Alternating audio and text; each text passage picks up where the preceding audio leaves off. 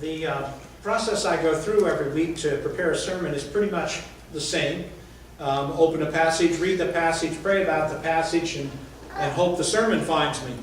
And then I'll read it again and read it again and read it again, and the message almost always finds me. Well, the next passage of Scripture in the Gospel of Luke is the passage where the Pharisee and scribes are saying to Jesus, "By what authority do you do these things?"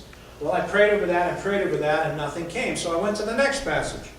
The next passage is where the owner of the vineyard sends his servant there to collect his portion of the harvest. And I prayed over that, and nothing came of that. The next section is Jesus is a stumbling block of the cornerstone. The next one after that didn't speak to me. And the one after that. And so, when the sermon refuses to find you, I learned several years ago that it's time to go, wait a minute, let's think about this. Maybe we're not supposed to preach from the Gospel of Luke for a while.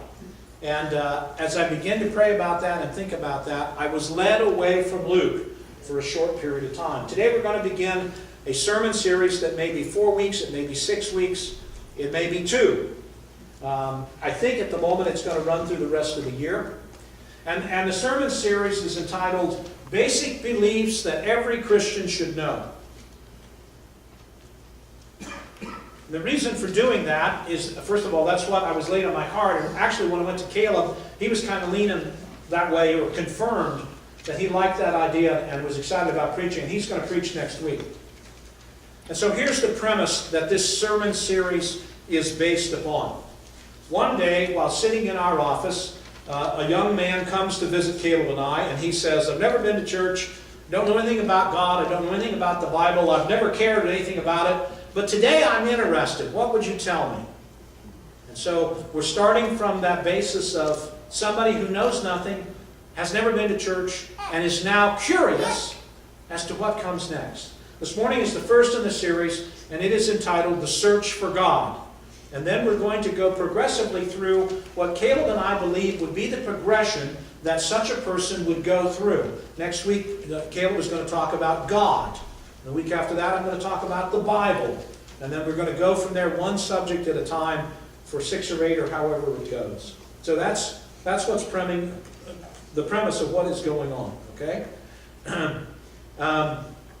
If in the course of us doing this series, it occurs to you that you would like to hear a sermon on a particular subject along the lines of what we're doing, please let us know. We will address that. Okay?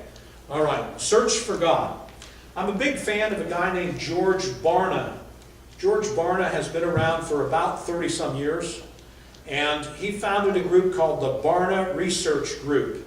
To the best of my knowledge, he is the leading guy in the field of church research. And what George Barna and his people do is they do surveys of church people, non-going church people, so-called Christians, whatever. And he does it by the hundreds of thousands, if not the millions. And over the last several years, he's written a series of books. And one of them, and I believe I got it right, is Boiling Point, which I have read. And here's the opening line of this book, Boiling Point. America has changed into a nation of people who consistently reject God's values for those that result from our mindless love affair with our culture, unquote. So Mr. Barna is making the point that we have exchanged God's values for the world's values. And so I think that the first thing that a person who came into the door and said, "I don't know anything about anything," where do we start? I would like to start by talking about values. And I want to talk about the world's values and God's values. Hence, the search for God. Now, when we talk about values, the basic definition, there are 2 basic definitions to that word. One, what is right and wrong, as you have determined that to be. And second of all, what am I going to invest my life in? If you are an average American woman, you will live to be 82 years. If you are the average American male, you will live 78 years. For the sake of argument, I'm going to give you the benefit of the doubt, lower the girls and raise the boys, and we're going to talk about 80 years of life. That means that you have 29,200 days to spend. 29,200 days. And I'm going to talk about each of those days as if they were a coin. And I want to know, I want you to stop and think as we go through the message this morning, what am I so invested in? What am I so interested in? What am I so desirous of that I will spend one of my 29,200 coins to get? And what you are willing to spend those coins to get is your values. And what you are willing to spend those coins to get will also determine your definition of right or wrong. So we're going to talk about right and wrong and values. What is so important that I am willing to spend one or more of my 29,200 coins to get? Now, Mr. Barna asked a question similar to that to several thousand people, Americans. And he came back and he says, Americans have 4 core values as determined by this survey. Here's number 1, freedom, also known as independence or self-determination. We want to be in control. We want the freedom to do what we want to do. Can you think of anything more hideous than being locked up in a cell or chained to the floor or whatever? Your freedom taken away from you. We love our freedom. We want to control our destiny. Number 2, we want to have experiences. We want to do things. We want to go places. We want to have thrills. We want the adrenaline to pump. Third, we want to have community. We want to belong. We want to be part of something bigger, part of a family, part of a town, part of a church, part of a blood family. We want community. We want to belong. And fourth, we want to be happy. By George, that's an American right to be happy. We want to find something that gives us meaning and worth and purpose that makes us happy. And we are more than willing to spend one or more of our 29,200 coins to get freedom and experience and community and to be happy. Barna found something he didn't expect to find when he was doing this survey. Those 4 core values sit upon a rock of one more value or one more decision, one answer to another question. And the answer to the other question, the cornerstone upon which all of our values depend, is our answer to the question, is there or is there not absolute truth? Is there absolute truth? Or is it all relative? The cornerstone of all of our decisions about how we will spend our 29,200 coins is determined by our answer to the question, is there absolute truth?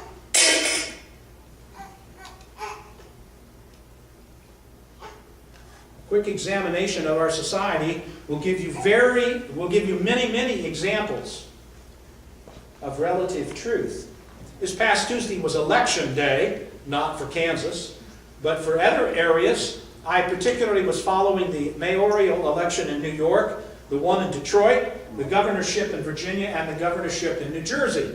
I read the Time, I read, not the Wall Street anymore, I read USA Today.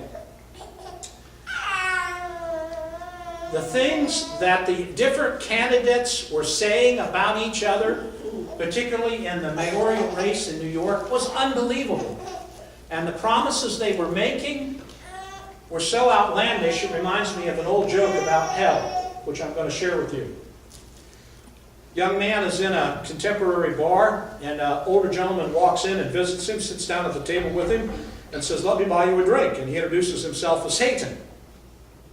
And the young man is kind of taken back, but he's had a few, so he's willing to sit there for a minute. And Satan says to the young man, "We get a bad rap. You know, hell gets a bad rap. It's not nearly as bad as everybody makes it out to be."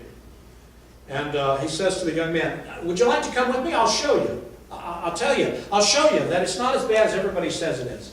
And so the guy's had enough to drink that he says, "Okay." And they go for a trip down through the earth.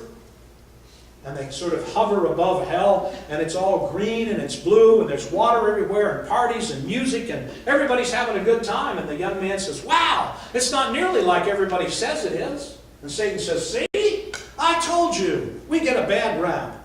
They go back up to the bar, and Satan says goodbye, and the guy finishes his drinks, and gets in his car, drives home, and he hits a telephone pole and kills himself.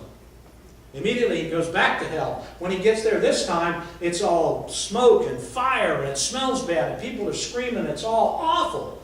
And he hollers for the devil and says, hey, what happened? Where did all the parties go? Where did all the music go? Satan smiles and he says, well, your first visit we like to call the campaign. The second visit is post-election. And there's a lot of truth to that. Because Satan will try to convince you anything right now in regards to hell, including the fact that it isn't there. But once you've elected to follow him, then reality hits. And I know it's maybe not appropriate to tell jokes from the pulpit, but we tend to remember things when we attach humor to them. So let me try again. Is there an absolute truth in your life? Is absolute truth a cornerstone of who you are and what you do? Or is the only absolute in your life that which is in your glass? Okay. I needed my rim shot ready. Absolute truth. Is that a part of who you are? Is there right and wrong? Is there truth? Or is it all relative? And what you decide about that determines everything. What percentage of American adults do you think believe in an absolute truth, according to Barna's survey? What percentage of American adults alive today believe in absolute truth? Take a guess. How much? 34%. Lower. 25. A little bit higher. 25. 25% of adults. 25% of adults that answered George Barna's survey said they believe in an absolute truth. How many teenagers from the age of 12 to 20? Same survey. What percentage of teenagers believe in an absolute truth? There is right, there is always wrong. Clear cut. What do you think? 2%. 10%. 10% of America's youth believe in an absolute right and an absolute wrong. Why in the world did they come to that conclusion? Because everywhere they look in our society and our culture, they get the sermon relativism. It's all relative. It's all relative. I want to talk about absolute truth this morning. Is there an absolute truth? I tend to believe there is. I believe that God says there is an absolute truth. And His absolute truth is found in the book of Exodus, particularly in chapter 20, which if you know your Bible, you know that that's one of the two places that the Ten Commandments appear in the Bible. Who determines what is true and what is false in your world? Do you follow along with the prevailing notion of America that it's all relative, or do you believe in the absolute truth of God? This is the absolute truth. Hear now the word of the Lord. Exodus 20. Then God spoke all these words, saying, I am the Lord your God, who brought you out of the land of Egypt, out of the house of slavery. You shall have no other gods before me. You shall not make for yourself an idol, or any likeness of what is in heaven above, or the earth beneath, or in the water under the earth. You shall not worship them or serve them. For I, the Lord your God, am a jealous God, visiting the iniquity of the fathers on the children, on the third and fourth generation of those who hate me, but showing loving kindness to thousands to those who love me and keep my commandments. You shall not take the name of the Lord your God in vain, for the Lord will not leave him unpunished who takes his name in vain. Remember the Sabbath day to keep it holy. 6 days you shall labor and do all your work, but the seventh day is a Sabbath of the Lord your God, and in it you shall not do any work.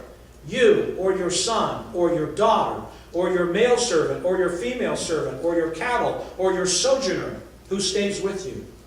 For in 6 days the Lord made the heavens and the earth, and the sea and all that is in them, and rested on the seventh day. Therefore the Lord blessed the Sabbath day, and made it holy. Honor your father and your mother, that your days may be prolonged upon the land which the Lord your God gives you. You shall not murder. You shall not commit adultery. You shall not steal. You shall not bear false witness against your neighbor. You shall not covet your neighbor's house. You shall not covet your neighbor's wife, or his male servant, or his female servant, or his ox, or his donkey, or anything that your neighbor has. The word of God for the people of God. Is there an absolute truth? Is there absolute right or wrong? That is God's standard. But do we believe it? And do we live our lives like we believe it? Thou shalt not kill. I was in Price Chopper the other day. I am not a grocery shopper. I don't particularly like doing that. But I was on the hunt for a roast chicken. And Price Chopper is even more of a disaster to deal with now, the one at 151st Street, because it's all torn up. And so I was hopelessly lost. I was standing at the end of an aisle. I was trying to determine if I was a Price Chopper person, where would I hide the roast chickens? And I happened to hear a conversation going on around the corner in the aisle. It was an older lady and a younger lady who just happened to encounter each other. And the younger lady said to the older lady, "I'm pregnant." And the older lady says, "Oh, that's great, that's awesome." And the younger lady says, "No, it's not. Because the doctor has already told us our child will not live to the age of 3. He has a blood disorder that will not allow him to develop all of the things he needs to live." And the younger lady says to the older lady, "The doctor told us this so we could get rid of it if we wanted to." And the older lady said, "Absolutely. That'll be way too much bother. It'll be emotionally taxing. It'll be terribly expensive. Just get rid of it right now." And the younger lady said, "I'm not so sure." Is "thou shalt not kill" absolute truth, or is it relative to the circumstances in which you find yourself? This is Veterans Day weekend. We honored veterans today. I would bet that some of the veterans in the first service faced the decision of shoot or don't shoot. Shoot or be shot. I think I've told you before, when I joined the service, one of the silly things they put us through was a simulator. It was Vietnam War days, and they wanted to find out before they sent people off to the war, could you or could you not pull the trigger? I'd never experienced anything like that. They put you in a simulator that made you feel like you were there. It smelled like it, it felt like it, it sounded like it. And all of a sudden the Viet Cong pops up with a gun pointed at you, and what do? And I fired with not even that much hesitation. I didn't know I had it in me. I'm a firm believer in the Ten Commandments, and yet when I was faced with a gun, I shot. Is do not kill relative, or is it absolute? In West Virginia, if someone had the audacity to break into your house in the middle of the night, you had clear law, absolute clear law. You could shoot first and ask questions later, and the law would 100% support you. Is do not kill an absolute or relative? Your answer to the question determines your values and how you spend your 29,200 coins. What do you think Barna found out in his survey when he asked Americans, is it always wrong to kill? How many people said yes? How many people said no? All right, we'll try this. Of the people he said, is it absolutely wrong all the time to kill? How many people said yes, do you think, in his survey? What percentage? 25. Less. 5. 8. 8% of the people he surveyed said it is always wrong to kill. 92% said it's relative. It's all relative. How about lying? Thou shalt not bear false witness. That's a law commandment not to testify in court against your neighbor. But we've expanded that to do not lie. Is it okay to lie or not? Is lying absolute, or is lying relative? I don't know if you know the comedian Jimmy Kimmel or not. Jimmy Kimmel has a thing in the last 3 years. He's asked parents to tell their kids, "We ate all your Halloween candy," and then videotape the response. Check this out. Halloween candy it's a sacred thing. For a lot of them, it's the first time they ever earn anything. So a few years ago, we had an idea for a massive prank that parents could pull on their children. I asked parents to pretend they ate all their kids' Halloween candy, record video of their child's reaction, and upload it to YouTube with the title, "Hey Jimmy Kimmel, I told my kids I ate all their Halloween candy." This is the 3rd year we've done this, and we got an avalanche of great responses this year. It took us the whole weekend to go through them, but we did, and we pieced together some of our favorites. And so without further ado, the Candy Monster strikes again. Last night, we ate every bit of your Halloween candy.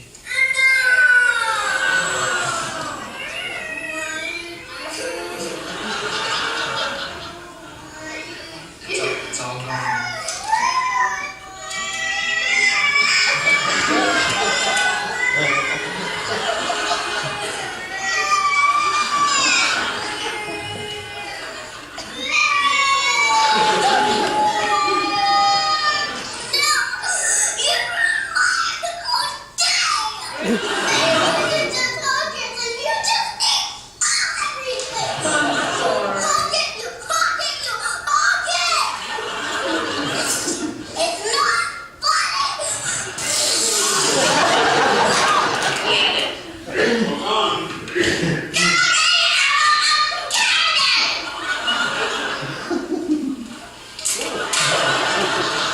I'm so sorry. I hate you! Just kidding. Well, that's not very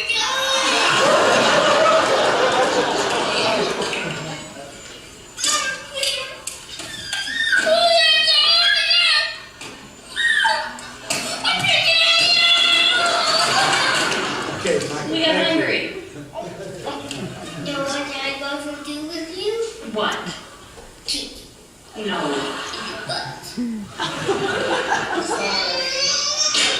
Okay, let's cut it.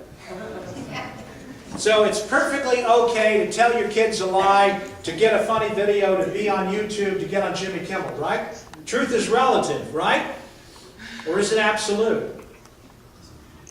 Now, I'm going to, because there are younger ears in the audience, I'm going to be oblique for a minute, all right? But there are certain holiday traditions that parents love to perpetuate, involving red suits and fluffy tails and et cetera, et cetera. And I assure you, when your kids find out, and all of that goes in the trash bin, and you also tell them about Jesus Christ, where do you think he goes? Because after all, truth is relative, right? Relative to the circumstance. Or is truth an absolute?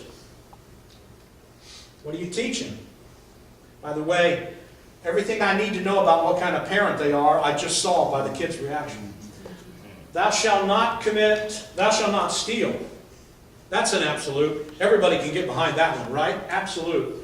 Well, what about when you go and somebody accidentally gives you too much change? You know, a quarter too much or a buck too much. I mean, what do?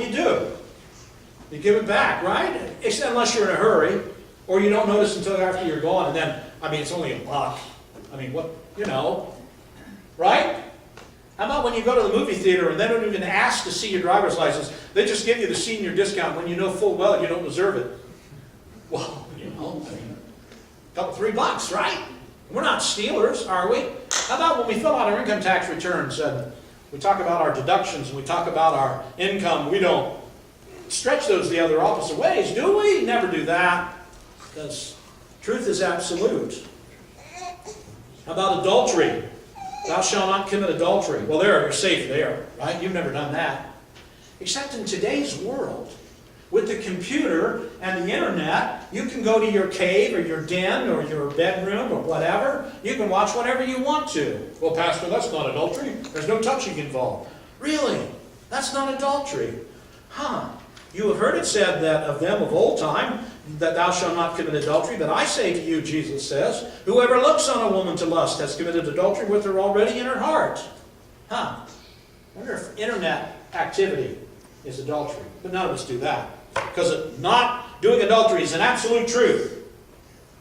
Do you believe in an absolute truth or don't you? Everything in our society teaches you the opposite. It's all relative. And yet your answer to the question about what is relative and what is absolute determines your values. And your values determine how you spend your 9,200 coins. Remember the Sabbath day to keep it holy. I can't preach about that one. I work on the Sabbath. It's all relative. Or is there an absolute truth? The point is this: most Christians in America have settled for a second-class faith and a second-class commitment because we mouth the words of one thing, but in our heart we believe another thing. In point of fact, I think we have two rooms in our heart. One that is living relative truth and one that is living absolute truth. And the question is, which room is bigger? When in point of fact, there should only be one room. I think our search for God begins with the definition of our values. What are our values? And our values are determined by the cornerstone answer to the question, is there absolute or relative truth? And how you answer that question determines how you spend your coins.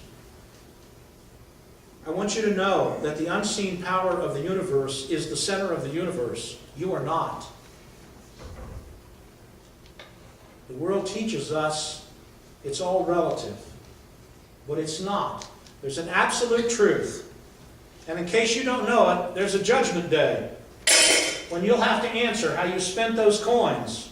There is a heaven and there is a hell. And one day you will stand and you will answer for whether you accepted Jesus Christ or not.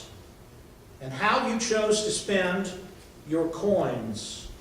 And the standard by which you will judge is the absolute truth of the Ten Commandments or the acceptance of Jesus Christ. What are the values that you so deeply believe in that you are willing to spend your 29,200 coins to get? I ask you this morning to identify that. The search for God begins with the decision of what your values are. Decide soon how you will spend your coins before they all end up in the can. Let's bow our heads. Father, I thank you for the absolute truth of the Ten Commandments. But I pray, Father, that we will look at the relativism that permeates every corner of our culture and we will fight back. We will stand for truth. Whether it's more convenient to dodge the truth, it's more convenient to say it's relative to the circumstances, but that's not your standard. And the world has twisted our standards so badly that we no longer recognize right and wrong, truth and dishonesty.